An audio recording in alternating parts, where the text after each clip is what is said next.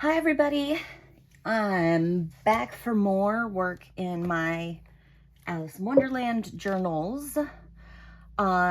It's been a minute since I did the post talking about the Alice Journals challenge and showing you some of the stuff that I'm working on, but that's largely because I was doing a lot of the construction off camera because it was essentially the same stuff over and over, right? Like cut all of the pockets out, cut all of the pages out, fold, burnish, score, glue, repeat.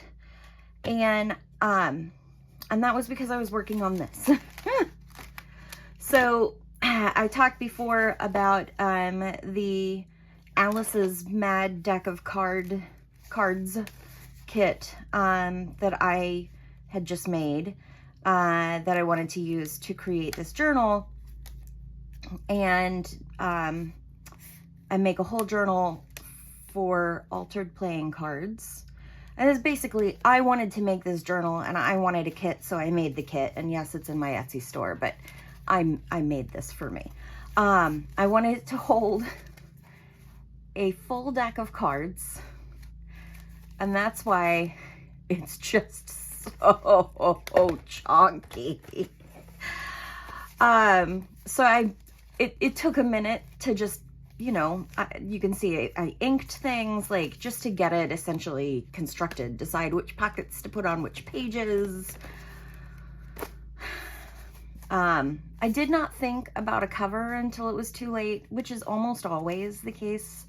I like to work on an individual page and think through all of the stuff that needs to go on it, and I tend not to think as much about things like covers and closures. But that's okay, because, like, do you want to put a giant cover on this giant chunky book?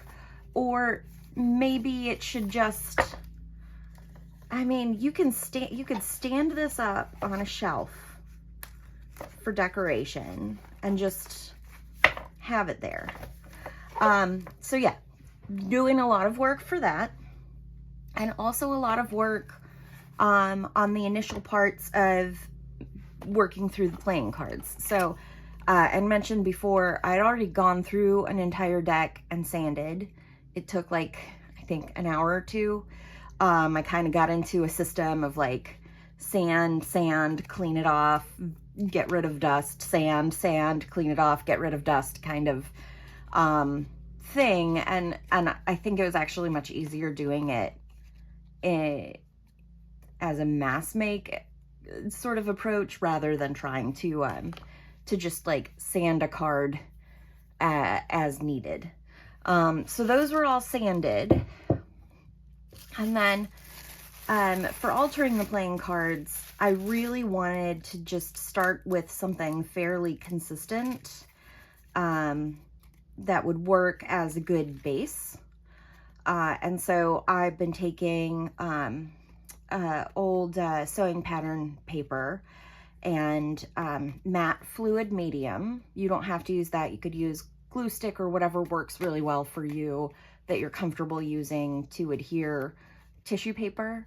But I really like matte fluid medium. I usually just load it up in a little bottle and use some sort of silicone tool to spread and apply.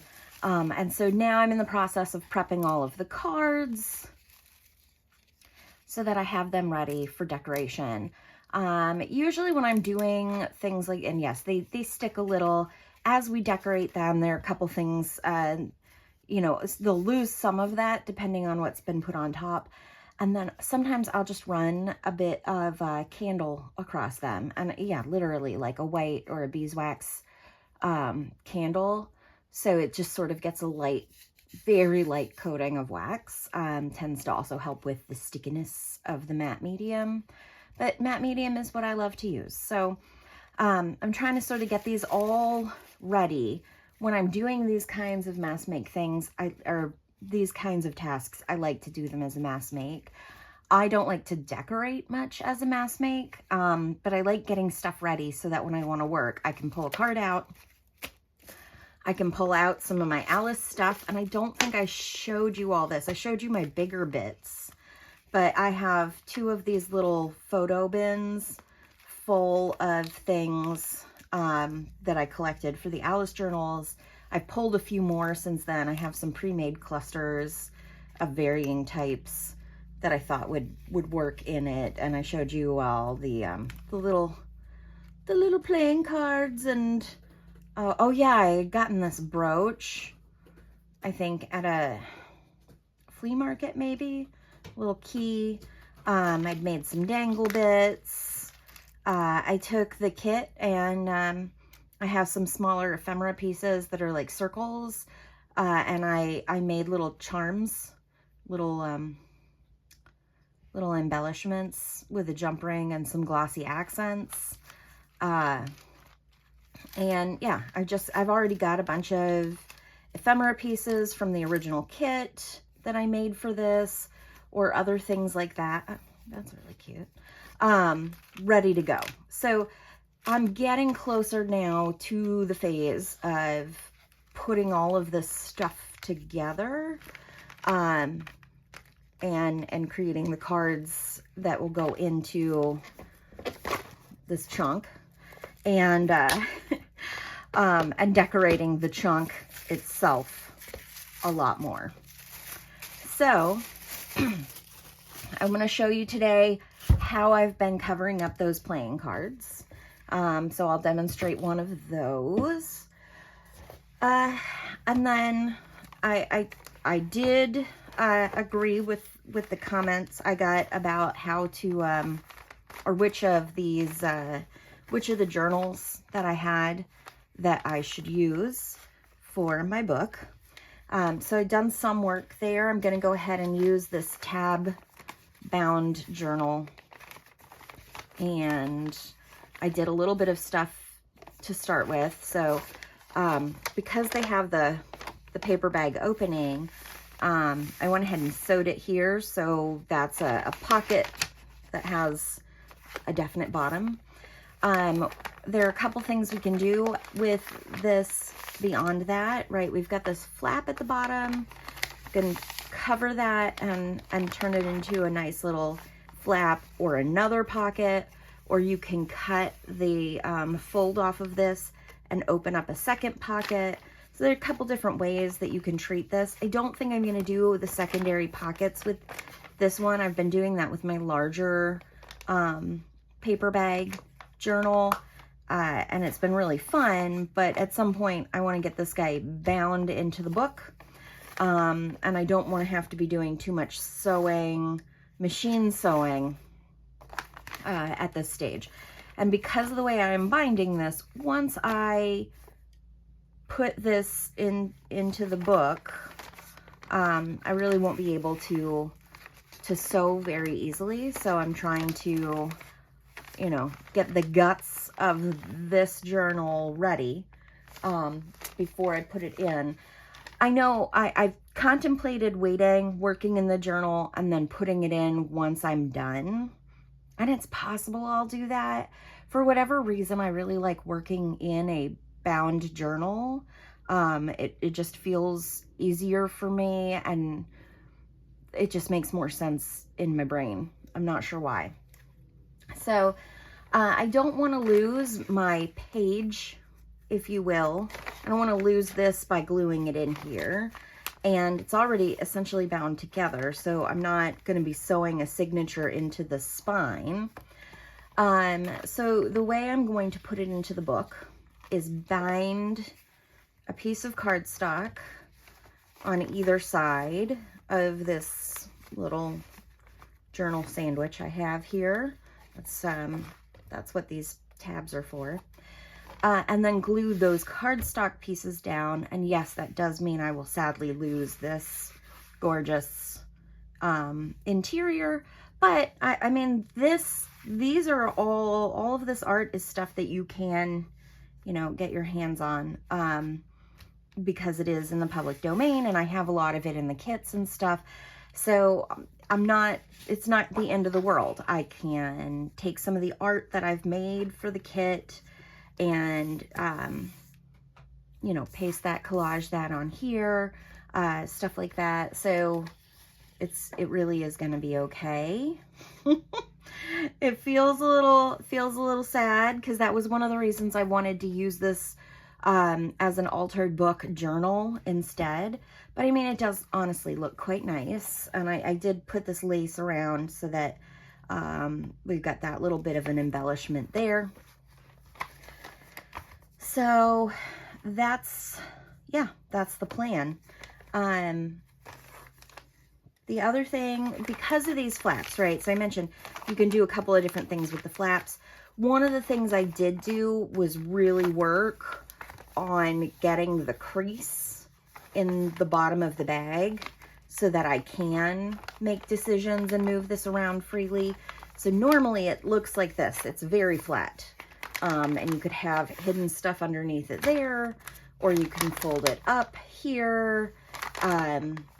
And just to make that a little bit easier to manipulate, I thought I'd show you on this last one here.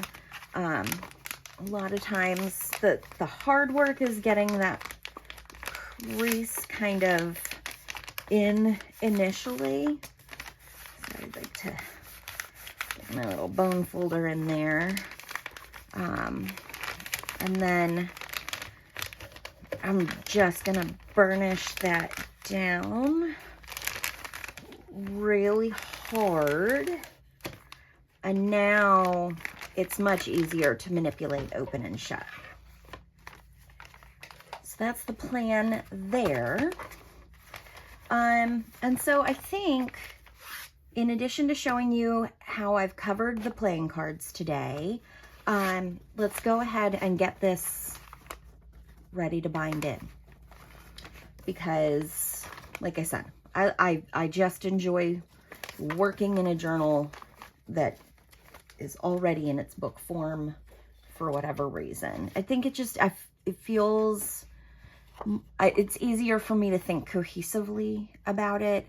And that's also partly because I have a wide range of styles that I apply to my work, even in journals. Like there are some people who have a couple very distinct ways they work. They like vintage grunge or botanical, and they have a very set color palette and a very set sort of visual aesthetic that carries through all their work.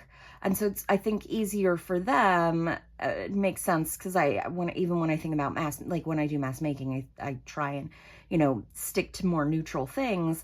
Having that cohesive, constant color palette, constant theme makes it easier for you to pick up a tag and decorate that tag and get it finished as a complete piece, and then later to go to a journal and pull that in. And there's some people I know who even have, like, all of their journals are made at one specific size. So their pockets are all, you know, always going to be one of maybe a few variables. Their tags are one of a few variables. Their pages are all the same size. So their belly band length is determinate. Like, I just don't work that way. I want all the colors. I want all of the things. I get excited about lots of different art styles, journal styles, everything. So since that is the way I work, I really think most of the stuff that I do has to be very specific to the journal in question. So let's get going. Let's work on this. I have to remind myself how to do this tab binding method because it's not something I do all the time, but I am pretty sure I can do it. It is a little easier when you're, you know, not having to go backward. But essentially, and I'm going to demonstrate this soon. Someone has asked for a tutorial on how I made my larger paper bag journal that I've been using as an art journal. So I'll go through and do that from the beginning sometime in the near future. But since I'm actively working on Alice right now, it felt like the right time to do this.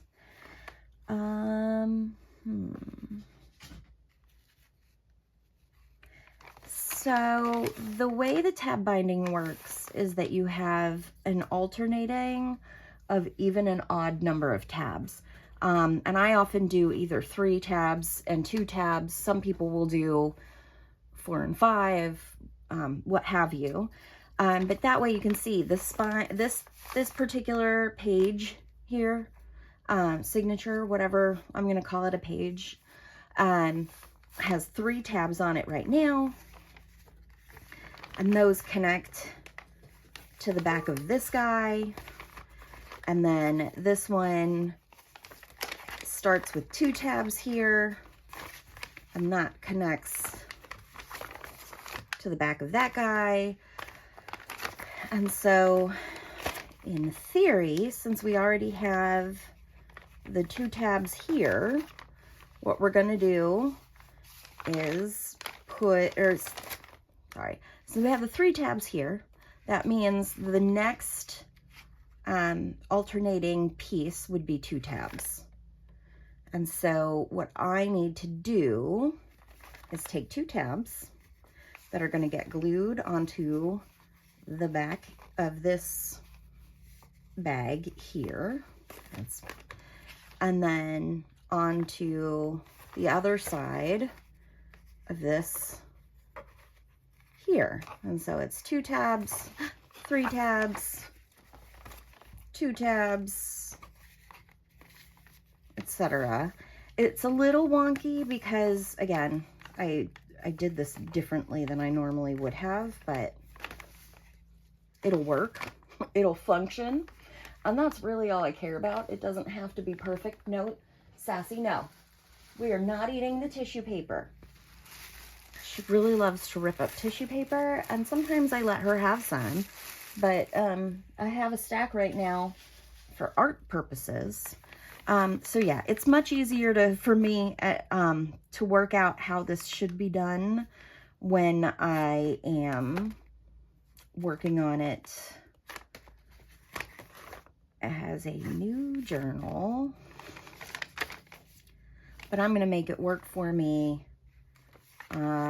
as a not new journal. So basically what I'm trying to say is I think there's probably a better way to do this, but at the end of the day, I'm going to have a journal I can put in this book, and that's good enough for me. That's the way to say it. And that once we do the larger paper bag tutorial, and I can think about it in order, that will also probably be a lot easier for me to both process for myself and explain to you. If before I get that journal out, or frankly, even after I do, because I feel like different people have different skills, and I'm not entirely sure that tutorials are my primary skill, even though I will give it my best. There's a big difference between showing you how I do something and doing an actual tutorial that's meant to be very clear to everybody. There just is. I'm pretty sure that when I was doing a bunch of these tab bound bag journals myself, I think the person I was watching for a tutorial for myself was Natasha from Treasure Books. So I'm pretty sure if you go to her YouTube channel and look for tab binding, you will find a good tutorial in the meantime, but I will be back showing you all how I did this. So given how uniformly these are glued down, I'm pretty sure I did it with glue stick and not with Fabri-Tac, because this is fabric that I'm using for my little tabbies. And so I'm gonna put it here, and then shove that little end through to attach to my cardstock. And then let's do my glue stick here. I do find Uhu does tend to work really well on fabric. Like if I'm gluing fabric to paper, I have had really good luck with it. So I'm pretty sure that's what I did. This is different fabric than I used for binding the original journal. That is fine. This is my glue book.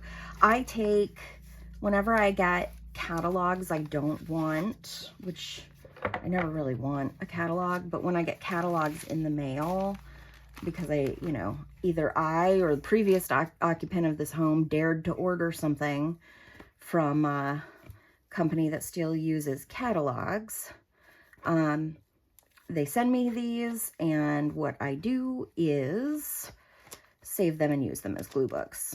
So that way they are being put to good use, and I am not wasting something nicer. I've seen people do like essentially book pages as glue pages, and I can find much better uses for book pages than gluing onto. So all right, I'm trying to get this kind of even. I want a little bit, I like to have a little bit of space. Yeah, that's about the same that I've left. I like a little bit of space so that as the pages bulk up, there's room in the spine to expand. And so you get more of a gradual expansion than a gator mouth. So now I have this card attached as a page I can glue down here, and the other half of that is right there. And I just need to do that on the back. And the back one will have to be 3 tabs, because right now I've currently got 2 on the last page. So same thing. We're gonna put our tabs in here.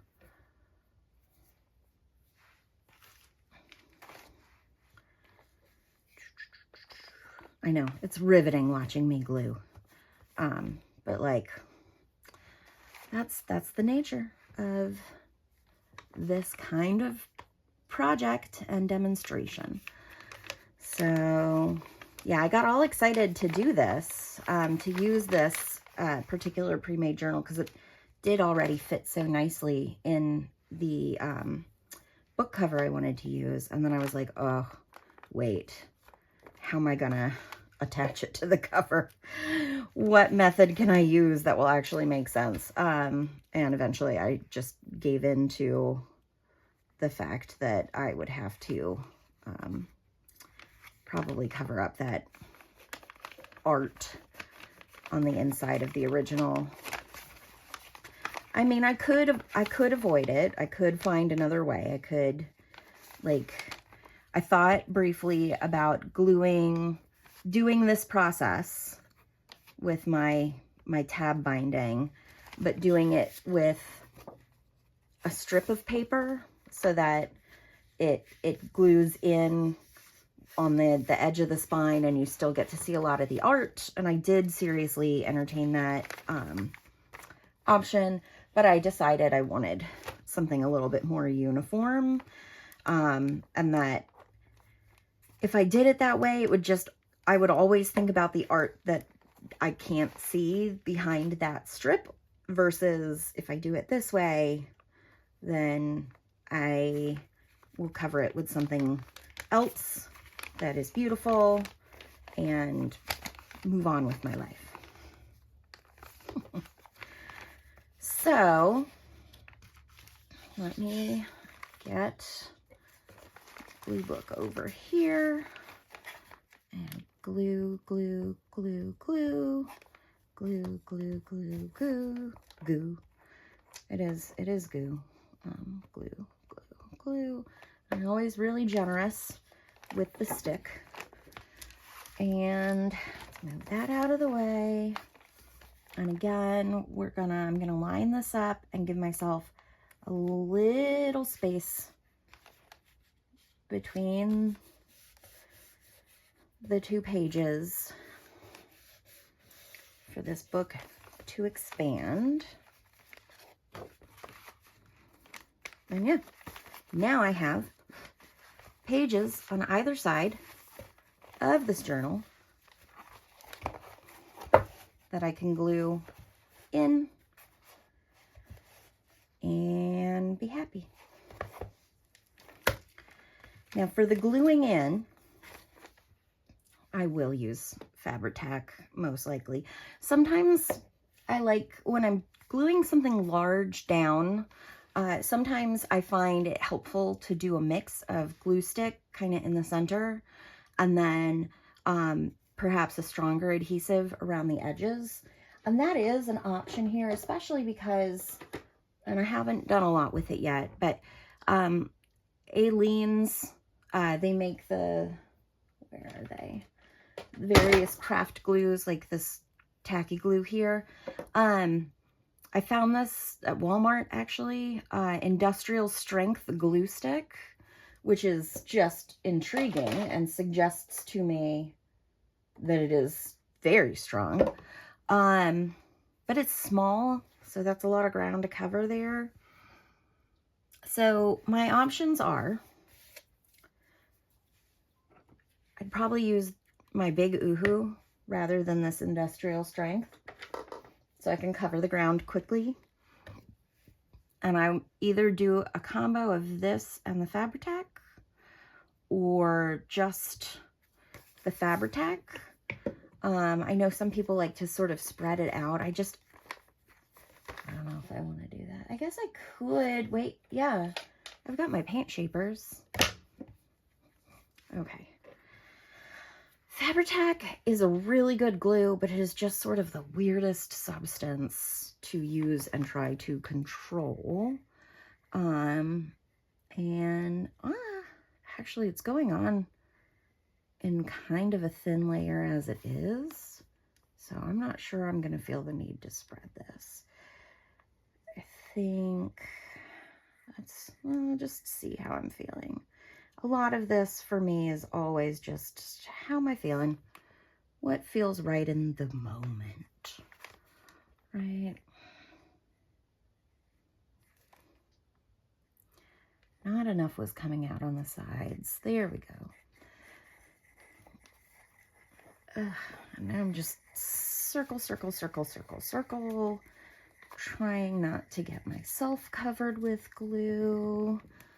And then got to put the lid on pretty quickly because that stuff likes to just climb out of the bottle once it's gotten going. And I think I am going to go ahead and try it. Oh, that is not working well. Never mind. Never mind. Let's just get this in here. Oh, and as I do that, I'm suddenly remembering that I had planned to put something pretty in the spine. I reinforced it with some bookbinding tape, and I had meant to put something pretty so that when you get a glimpse of it, it's not just white. It's really not the end of the world, but oh well, happens. How's that? Looks good. Let's do the other side, move on with our lives. I try really hard not to be too, it's so easy anytime you're creating something to be so focused in on the details of what you're working on in that moment, that every tiny little imperfection feels magnified. And so I feel like I glued this further in towards the spine than I meant to. And I feel like, you know, oh, I'm frustrated that I forgot to decorate that internal. So excited to make this video. I was like, I really need to do another Alice video for the Go Ask Alice JJ challenge. I was just thinking about that and forgot to get some fabric or something out for that spine. I don't think, though, at the end of the day, that it's really gonna matter all that much. It's not gonna be a focal point. It's not something that people are really gonna be looking at. You know, it'll show, but it's also just, you know, white. It's fine. It is what it is. Did I bind that too tight? No, I wonder if I did. Let's see.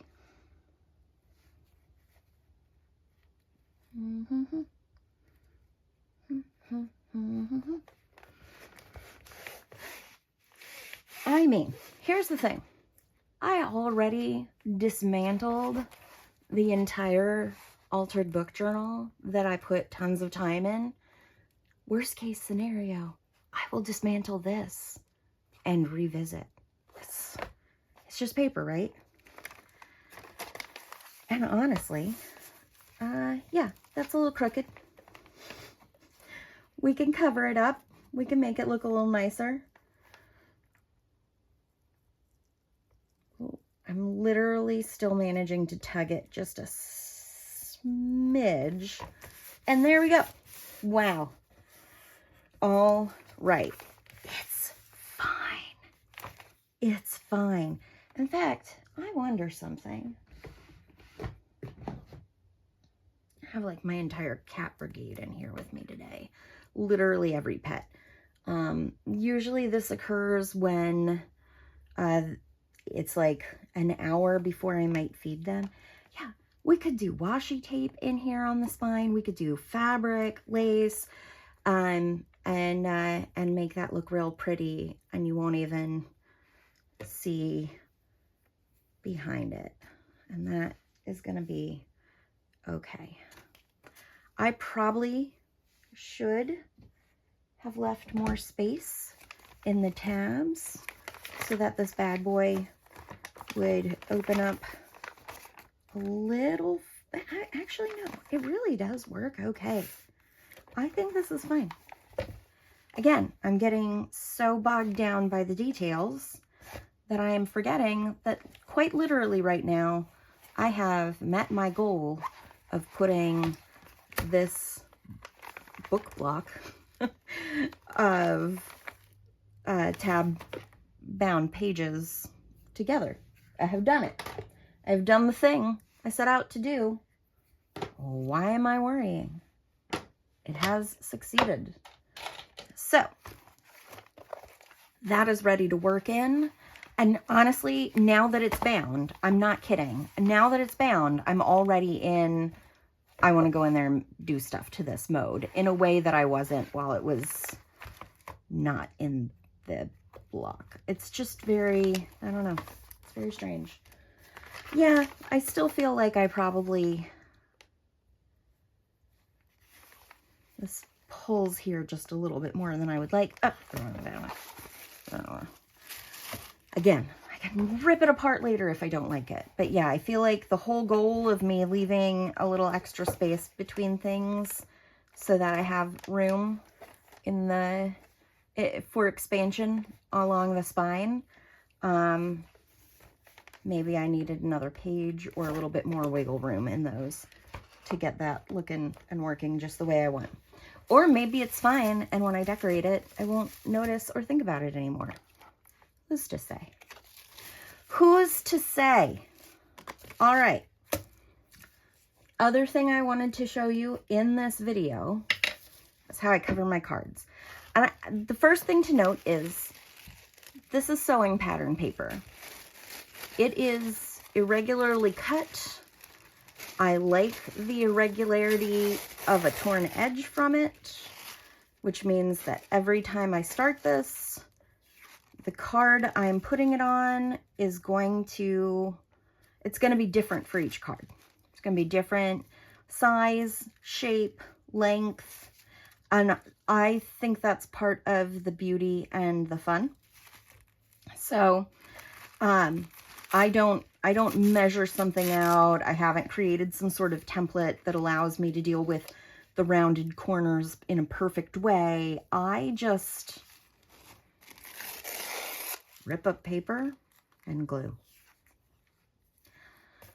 So, if that's not how you work, you might not want to watch this. Like if it bothers you that nothing's straight, I really just start ripping and gluing and then go back to it and yeah, and fill in the gaps. So here we go. I have my card. This is, I hesitate to call it deli paper. It's not traditional deli paper. It is the deli paper I first purchased when I was working, I think, on a gel plate, and people were talking about the magic of deli paper. They hadn't linked me, I don't think, to it. And so I went online and found this, and I think it was cheaper than the others. And I was like, it's cool that it's clear. It'll be more transparent when I want to put it on stuff. But it like literally is just plastic. It's great for keeping things from sticking to other things. But not great as deli paper that artists often use in gel printing and other paper making. Nonetheless, I have a giant cheap box of it, and like I said, it's actually very useful stuff. So it's perfect for this because I can get as much of this matte medium where I need to. I can leave the cards on it to dry. Just getting a little pin in there to... There we go. I can hear it. I try to prevent clogs, but they happen. That's fine. Oh, I was going to use my paint shapers. So normally I use these paint shapers for all kinds of things, including collaging and applying gesso. And I also use them for manipulating paint and other media when I'm making art, and they're wonderful. I saw Tim Holtz the other day was using one of these cosmetic like serum face mask applicators. And I thought, I wonder if these will feel even better or work any differently than the paint shapers in terms of the glue spreading experience. And I do like these more. It's a very subtle difference in terms of how they work, how they feel. But I feel like I do a better job of more uniformly spreading and being able to be just slightly more gentle on the materials. And so, yeah, I'm glad. I just picked up a couple of them. They come in a couple different shapes, and I do like it even more than the paint shapers. The reason I use either of these is because then I don't have to worry about buying brushes that are dedicated solely to these mediums, and still also trying to get them as clean as possible, as fast as possible, to extend their life. Like this, I can just wipe with a baby wipe, or if it dries, I can literally peel any built up matte medium off. So there we go. And we're just, so I love the sewing pattern paper for several reasons. One, I love that we get, that it has such a transparent quality to it.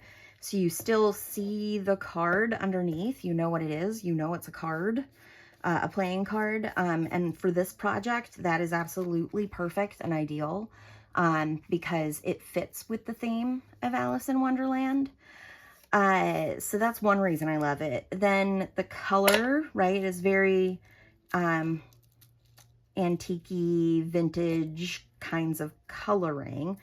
And I love that. By the way, I'm ripping here. I try as best I can to accommodate these rounded corners. And I do it in a lot of different ways, all of which are basically just, I do what feels right in the moment and manipulate paper around them until I like the result. So I don't have a super special secret to it. But sometimes I will rip right around there so that I don't have a bunch of, it's kind of like when you miter corners for folding. So I don't have a bunch of bulk that I have to deal with in that section. And so I'll spread that down. I do get glue on my hands. It is not my favorite thing, my favorite feeling, but it's, you know, that art life. So there we go. Just sort of working around this corner, manipulating until the paper covers it as much as possible and sort of lays flat. And let's see, well,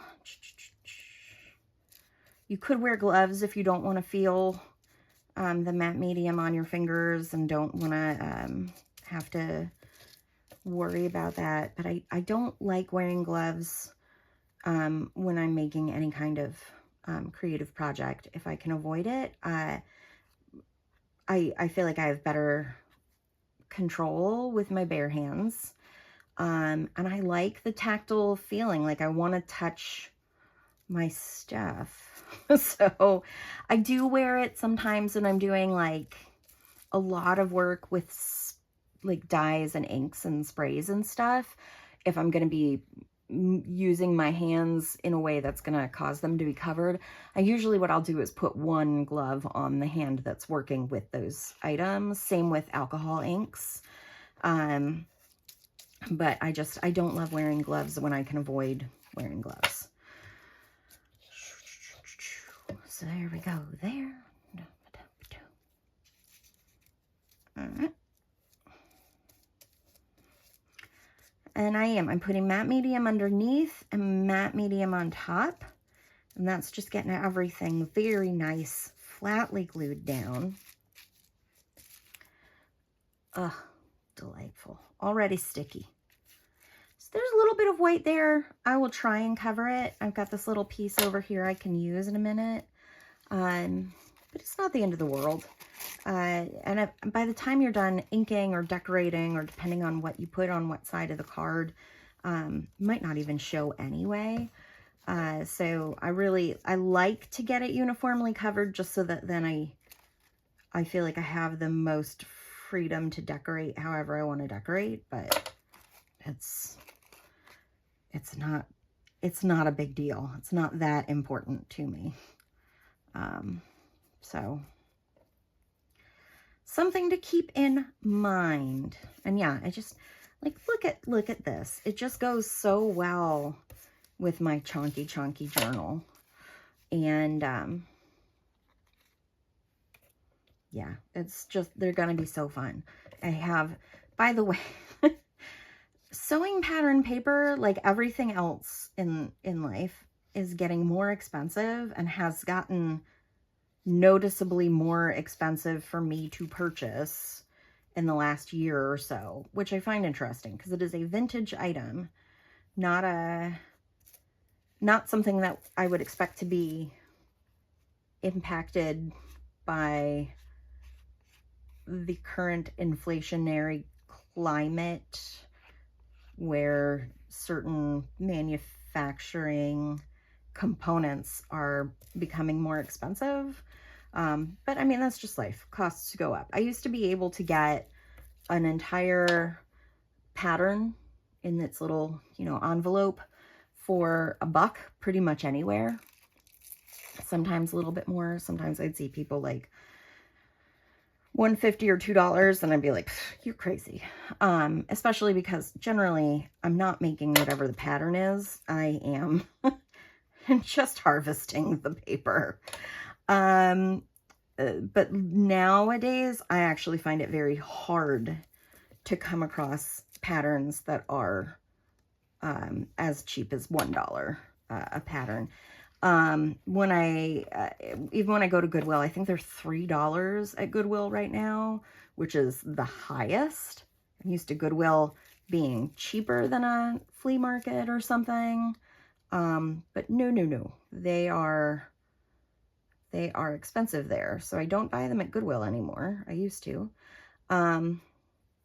So now whenever I find ones at a really good price, I tend to snap them up, to the point where I now have so much, that I have to stop myself from buying more when I find them cheap.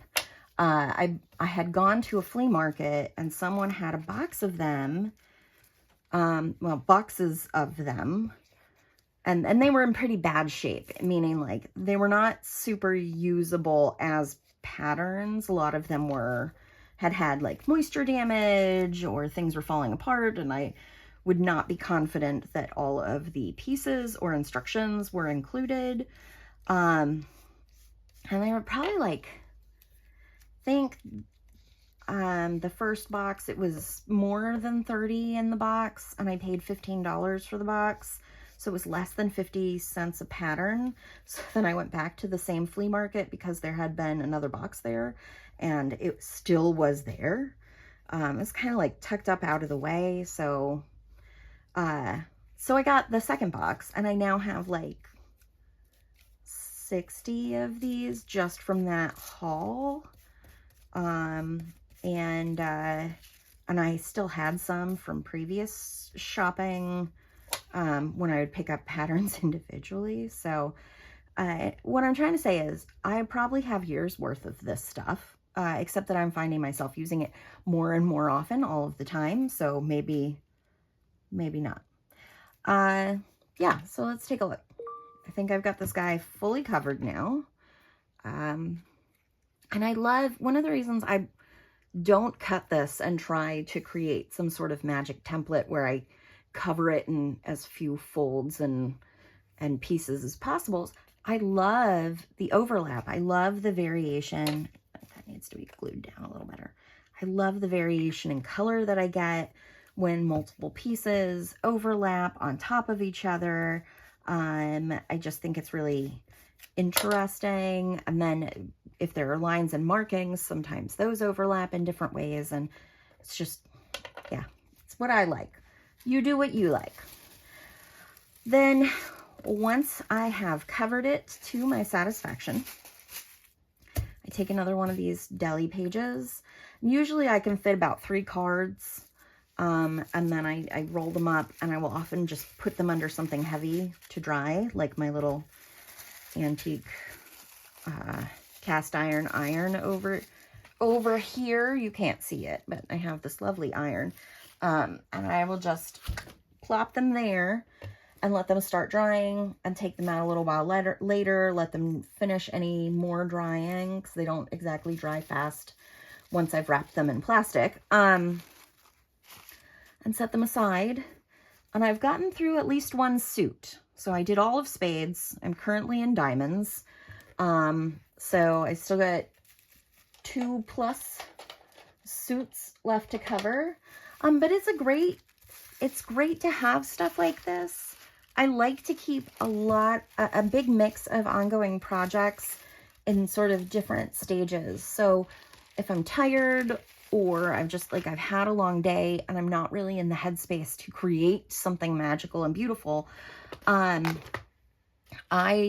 like that I have things that I can sit down and do that require minimal effort and certainly minimal thought and creativity. So I still get that creative outlet met. And so that's how I need that, as I have some health things that make it so that I'm often very tired. I'm tired right now. I want to take a nap so bad.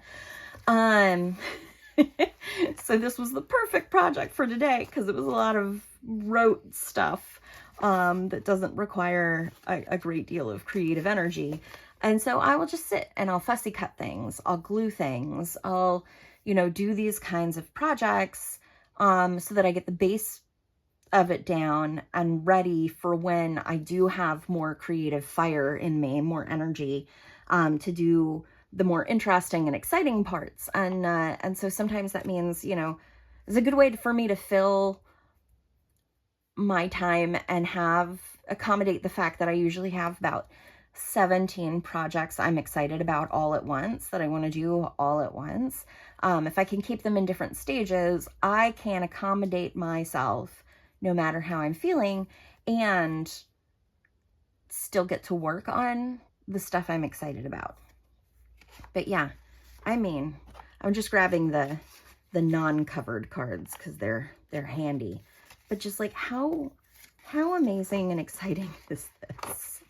And some of them, like these pockets, I can probably fit extra cards in if I want, or tags, or I can decorate them a bit more heavily and bulkily, and they'll go in really nicely. And just, I'm really excited about it. Now, again, if you decided you wanted to do something similar, you don't have to use my kit. I literally made this kit by taking a playing card and laying it down and being like, okay, how much of a page do I want on either side? And it really roughly it's less than 1/4 of a standard US letter size paper, but it's fairly close, especially if you leave your margins in when you print and stuff. So I just like got an idea for what the general page size was that I wanted, and put that in I do a lot of the designing in Canva. So I put it in Canva and made like 4 to a page. And then based on that, how much width did I want for my hinges? I need them to be wide enough that I can manipulate them easily with my hands and not struggle to like fold them evenly. So I made them, you know, wide enough to withstand that. And I decorated them in case I decided to allow them to be visible after I did the construction. And then based on those sizes, determined the sizes that I needed of my pockets and went and got the pocket templates I usually use and put them on those backing papers in Canva to get the rough dimensions.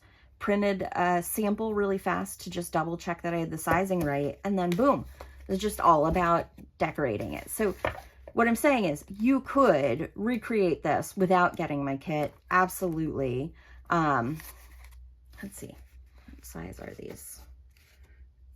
It's approximately 3.5 by 4 3/4 for these pages, and then the pockets are all different sizes because they're all different shapes. So you could do that, or if you purchase my kit, awesome, thank you.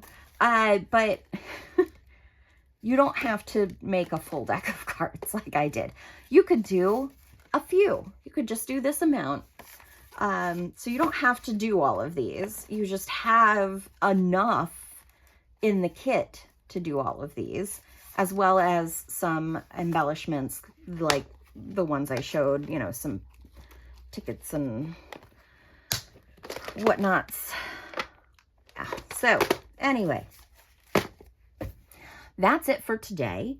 If I can get enough energy, the right kind of energy, to get in here and do some more of the creative decorating and work on the journal, I will record that. I am in the process of getting some treatments that I think will help me with my energy levels so that I feel more equipped to do those kinds of videos and not make you all terribly sleepy listening to me talk. So we'll see, because I now have 2 Alice journals that I can work on. And yeah, this is gonna be good. This is exciting. I do wish I had better accommodated the spine for when it's open, but que sera. Whatever will be, will be. Thanks for joining me today. Thanks for listening to me ramble and watching me wing it. That is my creative process. Winging it is my creative process.